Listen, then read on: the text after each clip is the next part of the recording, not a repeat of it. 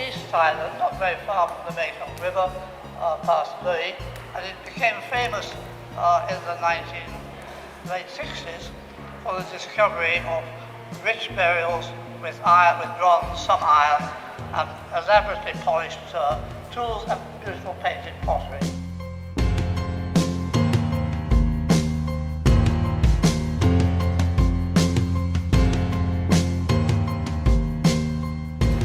I talked about the Bronze Age and Bronze Age materials. Come and have a look at some of the bronzes. Lancheng and the northeast is famous for its elaborate bronze work.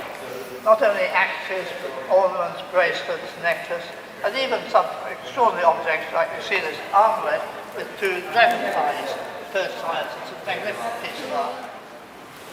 Then along here, some, also I talked about beads, mentioned beads.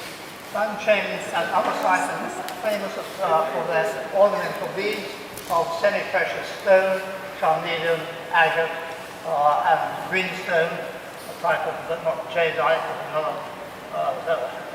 not nephrite, but not a green stone. There are a few here, but Lancheng has a lot of material. This material is very unusual, we're not sure what of. These are rollers, arguing that these work for stamping and decorating cloth.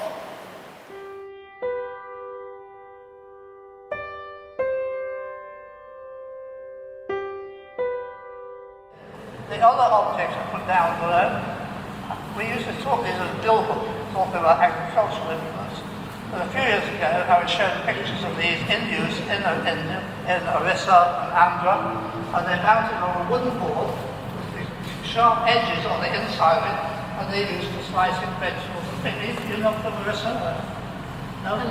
Well, maybe they have there. I guess yes. We've got a sharp and then you're stealing it through. So in a sense these are known only from not only this site, but a number of sites, particularly Western Thailand, and one or two down in the southeast in Khao San Kiao. Particularly where they find high-tin bronze. Where they find high-tin bronze and where they find all these beads.